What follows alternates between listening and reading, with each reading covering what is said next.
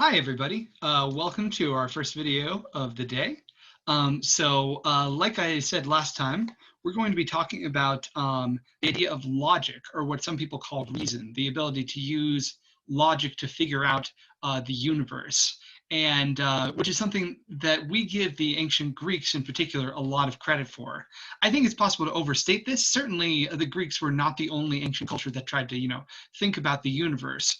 But what is true about the Greeks is that they really did have it as a big part of their culture, and it led to a lot of cool results. We talked about democracy as one of them. We talked about sort of the first history writers, Herodotus, who was more sort of write everything down, Thucydides, who tried to be more methodical and find eyewitness testimony. This shows an interest in trying to figure out, what's real, what's true. And it seems like that idea was a big part of Greek culture. And also the idea that by observing the world, by investigating the world, you could really figure out some things that were important. That's a big part of Greek culture and is kind of part of their legacy. So did the Greeks literally invent thinking about things? Not really, but they kind of invented, in a way, thinking about things. Um, they invented a culture that was very focused on this idea of using logic to figure out the world. And a big part of this was humanity. For the Greeks, it wasn't so much, let's coexist with nature. It was, we are human beings, and human beings are something special because we have these minds that we can use to figure out the universe. And so the investigation was in part into the universe, into the nature of, science and things like that. But it's also an investigation into the nature of human existence, into what it means to be human and what are human beings like. So we're going to talk about a lot of stuff today. So bear with me here, but I think it's all going to be pretty cool, and it's all going to tie back to these central themes: humanity and figuring things out with logic. Okay, let's switch over to the PowerPoint here. So I call this the Greek dream of reason because you could never, the Greeks had a lot of successes, but they also, were dreaming of perfectly logically figuring everything out. They didn't have that quite cracked necessarily, but it was what they aspired to. It was the dream that they hoped for. And we talked before about how we kind of see some of this being discussed in the funeral oration written by Thucydides and put into the mouth of Pericles, about how great the Athenians are because we've figured out the law that works for all human beings and things like that. So things to think about as we go into this. What I particularly want to talk about is today is art. So art, we've seen lots of ancient societies start making statues. The Egyptians were a big one for statues and portraits, for instance. But now we're getting into a time period where that sort of level of technical skill develops even further. That's one of the things we'll kind of be tracking in this course is, how far have people taken art technique? How skilled are they? How much have they been able to develop it? And in Greece, we see further developments in art and making your art look what we might call realistic. And the way they do this is by making observations about things like the human body. But we want to be careful here because there's a difference between sort of realism. Well, realism kind of means two things. On the one hand, it means like accuracy to real life, saying this is an exact representation of something that really exists. On the other hand, realism sort of implies these things that we're talking about, like detailed studies of the human body, getting physical details correct. So there's a difference between the real and the ideal. And sometimes people use the word naturalistic to describe things that are like the physical body, things that are like nature. But they also try and point out that art is idealized.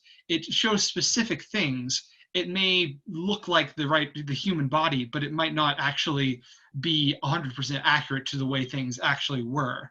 And I want to explain that a little bit more as we go on. But let's take a look at some Greek statues, because where they start off was very similar to Egyptian statues, and they evolved pretty far from there. So if we look at the very first Greek statues, there's a very common type of statue that is known as a kouros. And a kouros is a statue of a young man, usually depicted naked. This is sort of the earliest style of statue that we see in ancient Greece. And if we go back far enough, we're well into the Archaic period with around 600 BC. That'd be just a guess there. But let's look at the way that this statue works. So this is known as the New York Kouros because it's currently housed in New York. So they figured some stuff out. They've got some details of muscles and facial features. This isn't a first attempt at making a statue. It's got some stuff going on with it. There's even a little bit of muscle and elbow material right here. They've got some details quite figured out. And so it seems like they are using a canon like the Egyptians. They're using a system of parts in proportion to each other to some degree. And if you compare the proportions of Egyptian paintings and Egyptian statues, it's very similar. They've basically got the proportions the same way. And again, they're measuring from the fist. That's what's known as the module. And like the Egyptian statues and paintings, they have the figure take one step forward to give it a little bit more of something interesting. But on the other hand, there's not that much going on here in terms of, being a dynamic, interesting pose. He's got his hands balled up at his sides, very stiff. All that's pretty much going on is the leg, and the rest of him is very flat. This is also a statue where you would tend to get a better view of it looking head on than looking from the side. From head on, yeah, you see this kind of looks pretty cool. You got the torso going on. From the side, it looks a little bit less interesting, with the exception of that foot there. So they figured out some of those naturalistic details of the 3D statue making, and these were often carved out of marble or modeled in bronze by melting bronze and then cooking it in a mold, or cooling it in a mold, I should say. But they could also be made out of marble. And so we see both types of statues here. But the earliest Greek statues have that kind of stiffness to them.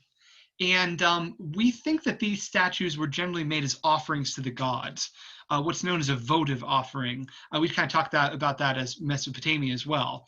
It would be a pretty wealthy person who was able to afford something like this.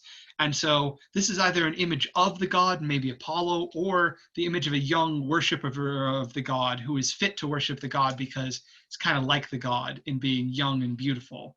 That's the idea anyway. So that's the Kouros statue. The female equivalent is known as the kore. So the kore is just a word in Greek that means, girl or maiden. And the kore statues, again, we've got something kind of similar going on, a very stiff pose. The hair is kind of in braids here, representing maybe a more African style like in Egypt. But if we look at this, what's the big difference here? The big difference seems to be that she is wearing clothes. Whereas the male statue, the Kouros, is naked. And this is just something that's generally true of ancient Greek statues, is that the women are very much clothed while the men are very much naked. And part of this is just the different gender norms around men and women.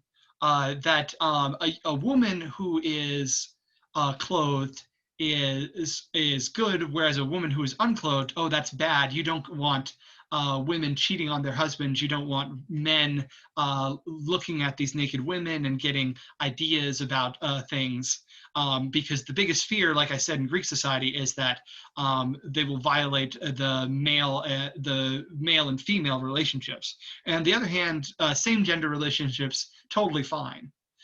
So if you think about this culture that values male beauty a lot, and especially the beauty of young men, you can understand why a statue like this might be naked.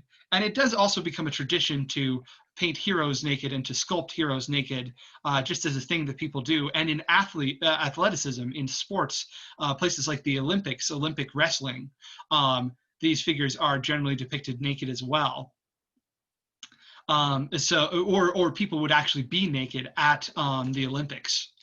Whereas women were supposed to keep their clothes on. So it's a way of controlling women in a certain sense. And it's, in fact, when things get better for women in Greece, you actually see more statues of women being naked, which is kind of strange to us to contemplate. But this is around the same time period. And the earliest statues, again, there's that kind of stiffness to it. You definitely want to look at the statue mostly from the front.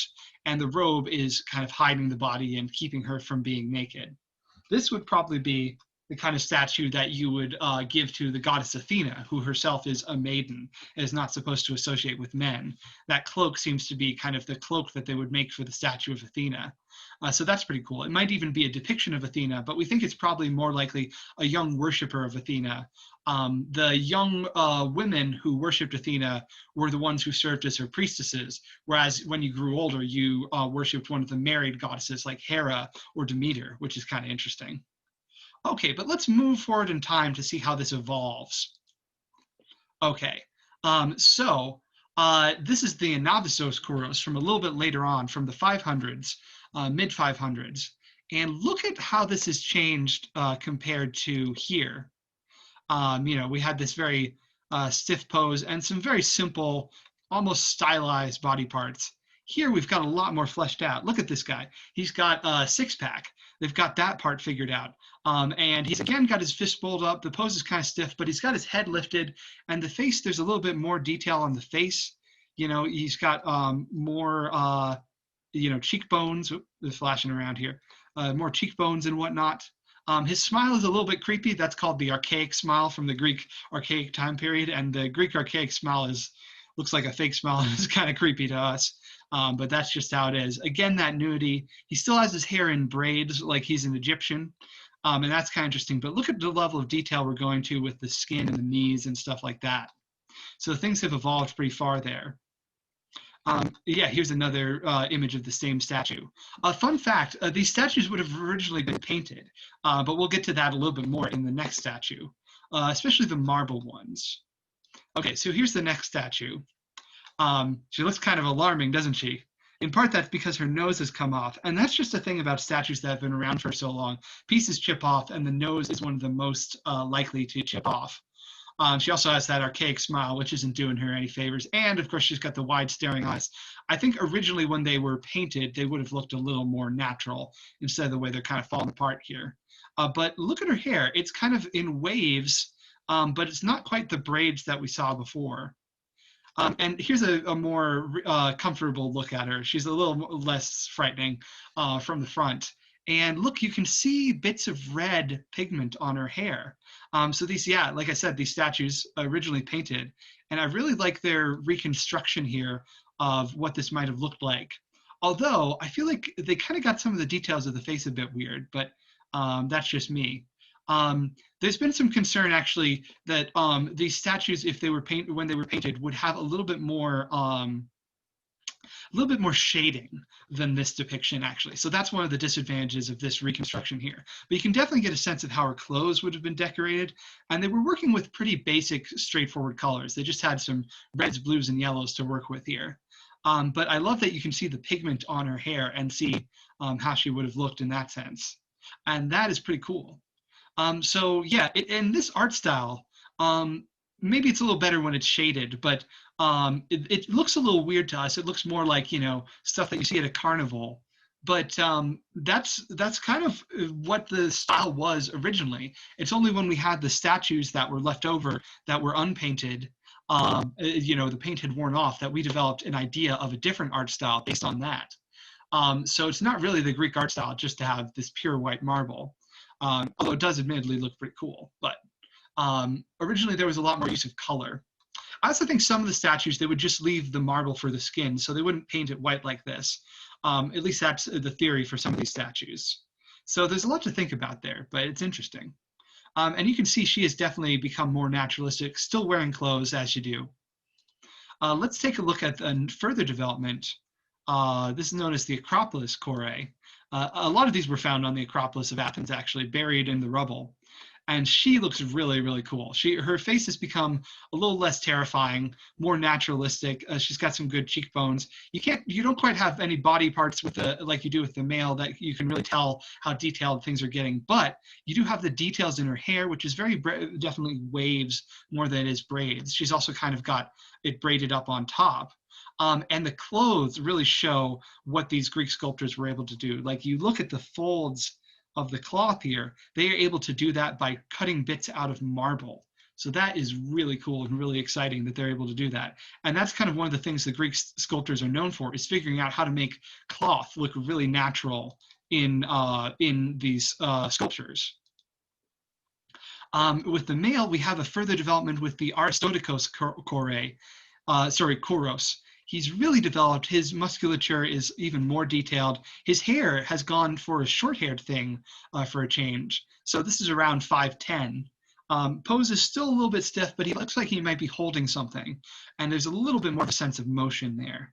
And his proportions look very detailed compared to, say, this guy.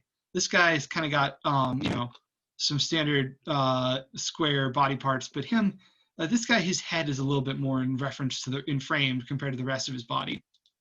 And then we can see this develop further. The Critios boy is a further development for the male statue. And his pose is a little bit different. He's kind of taking a step forward, but he's also leaning to one side. So that's kind of cool. He's balancing out his motion there. And that's something we're going to see in further Greek statues as well. So this science of depicting the body naturalistically is pretty well figured out. Here's another one of him. Shows you sort of the detail on the back, the detail on the small of the back, and of course the hindquarters. And this is an example of male beauty. So that's how he's being depicted. And then finally, when we get into the classical period of Greek sculpture, things really take off. And this has a lot to do with a guy named Polykleitos, who literally wrote the book on how to make Greek statues. He developed his own canon that was very specifically laid out. So he wrote this whole book on what you should do and what you should not do, and basically how to do all the proportions. So he had a list of ratios of the proportions that you should take. And again, we've got this pose where the figure is leaning slightly to one side, but now, instead of the leg just being one step forward, it really seems to be in motion. Like this guy is taking a step forward, which is pretty cool. And his hand is lifting something up. He was originally known as the Doryphoros, which means the spear carrier. So that's what he was been doing. Maybe this is a soldier going off to war, even though he doesn't have any armor. It's okay. Heroes get to be naked. So he's carrying the spear as he's going off to war. And this pose where you have one leg forward and one on the opposite arm down, and vice versa, making kind of an X shape. This is known as contrapposto, and is a really important concept in sculptures to make statues look much more naturalistic. It gives them this sense of life and motion. So good job, Polykleitos. The way Polykleitos measured his statue was basically using the head to measure the proportions of the body. He said that there should be one head to, the whole thing would be 1:7. So the whole body, including the head, would be 1:7. Or if you can think of it another way, like the head to the torso and on down would be 1:6. So you can kind of see that. You can measure out the heads here and see, yeah, that works. So that's how Polykleitos made his statues look so good. And of course, people want to learn from him. And a lot of these sculptors, we should think of them not as like just one person working on the statue all day, but like a whole team. He was the boss. He was the head of like the statue building company. And so he had lots of apprentices working under him, making this thing possible. His other sculptures continue to develop this. This is known as the diadumenos, meaning the guy who's wearing a diadem, which was kind of like a wreath or a crown. And he seems like he's holding his hands up to put the crown on his head. One of the things that he does here, and he kind of did in the previous statue as well, is add a support beam. So this is just like a tree stump that the guy's hanging his clothes on. But this is a clever trick that you can use to give a little bit more support to the statue and make it much less likely to fall over. So now it has stability, but he really seems to be loose and he's moving forward and he's like launching his way forward into maybe the athletic victory seat or something like that. But probably the most impressive in terms of motion is actually by a different guy. This is by a guy called Myron, and this is the Discobolos. This is the discus thrower. So look at what's here. We have absolutely no like support beam or anything like that. We just have a statue where the weight is perfectly balanced on the foot. and with the other leg coming out like that. So this is a guy, taking a discus and he's going to throw it. And he's winding up his shot. He's spinning back to wind up his shot, and then the discus is going to go boom. It's going to go zooming forward once he launches his shot. But this is a pretty spectacular statue, and it shows that they'd figured out a lot about building statues, and they figured a lot about motion and how the body could move. So the Greeks were very interested in how do human beings move, and this is one of the culminations of their art form in that sense. And of course, the details of the muscles are really cool. So we've gone way beyond statues that you're just going to give to the gods, and these are statues that are sort of symbols, and they're set up in public, and kings and leaders like to have them in their houses and things like that. Things have developed quite a bit. And so the fact that this just can balance so well is really impressive. And of course, this is a bronze statue. It would have been made in a mold. So they had to, what they would do is they would make a statue in clay, and then they would cover it in wax, and then they would melt away the wax, and then they'd have like a mold. Then they'd I'm getting it all mixed up. They'd make a statue in wax and they'd cover it in clay. And then they'd melt away the wax. And then they'd have like this clay mold, basically. And then they would pour the bronze into the mold. And then, they would let it cool. And they would have to get all those details right in the wax portion of things. And then they'd have this beautiful bronze statue. And this would have originally, bronze fades or turns a dull color over time. Originally, this would have been a bright, shining golden color. So think about that. And so both marble and bronze statues were very popular throughout Greece. So that's our little take on statues and how the Greeks developed a more realistic understanding of the body. But in fact, this same thing happens in painting as well. And the Greeks undergo a sort of similar journey there. Take a look at, this is one of the earlier style of pottery. Of course, we looked at the geometric period where people are basically made out of triangles. So that's a very, very simple style of art back in the day. And by the time we got to the archaic period in Greece, they had already come quite far in their vase painting art. But originally in vase painting art, we have what's known as black figure vase painting. So this is a picture of Dionysus with his Maenads, and so many of our illustrations of Greek mythology come from paintings on vases, which is really cool that we still have the Greeks' own illustrations of their gods. So here we have Dionysus with his followers, who, at least in mythology, we don't know if this was true in real life, but in mythology, they were wild women who would go into the wilderness and like tear apart wild animals and be really drunk and intoxicated, because he's the god of drunkenness and altered mental states and madness. So this is a fun scene, and you can see how they did it.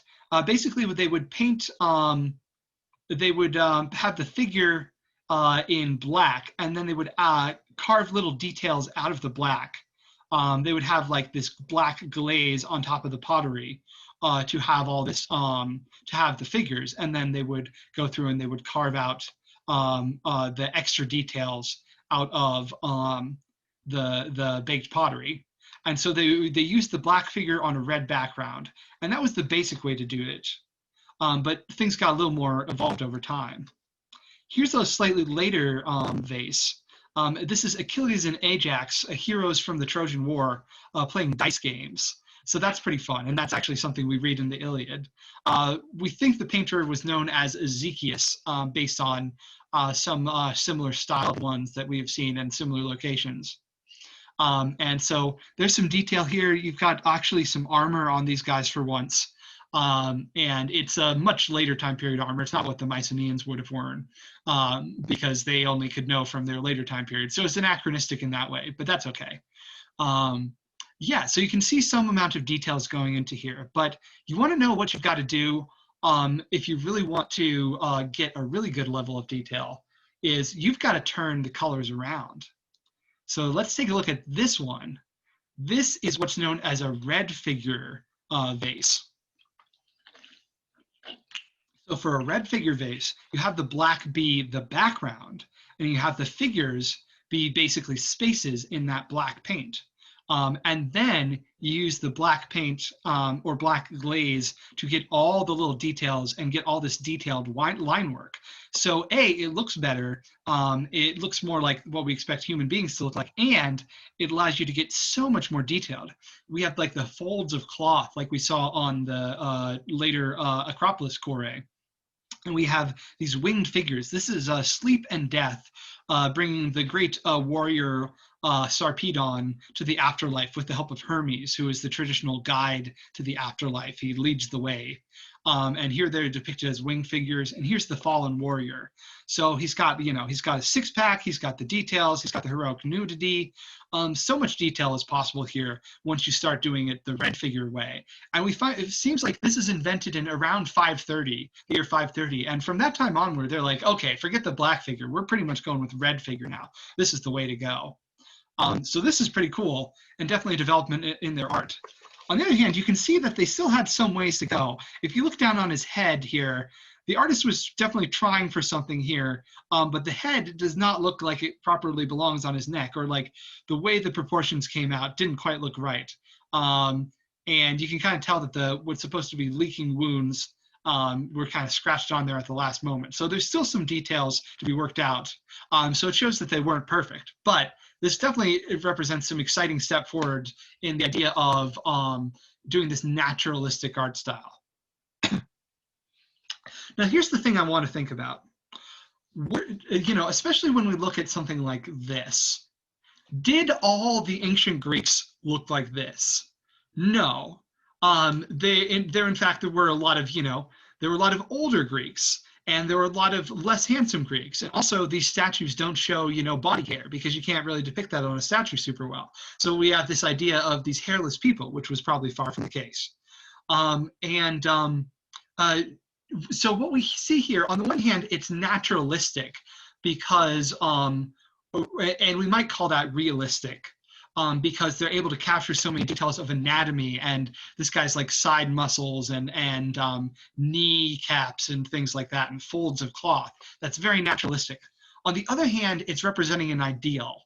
And so if we say this represents the ideal ancient Greek man, what is the ideal ancient Greek man? Well, the ideal ancient Greek man is young and naked and athletic, very strong, very handsome, very heroic, but also not an old man, not even a middle-aged man, and definitely a man who's in very good shape. And people didn't necessarily all look like this and be young and handsome and perfectly beautiful. In fact, we know for a fact that they did not. But this is the way they liked to depict themselves. So that's the idealistic side of this. So there's the idealism and there's the naturalism. And so when we say realism, which one of those are we talking about? It's realistic in the sense that it's naturalistic. It's not realistic in the sense that it's not what everybody necessarily looked like. All right, so that's our little look into the body in art and in sculpture and painting and whatnot. Now we're going to move into some more works of art. But I'm going to stop this video and let's move on to the next one.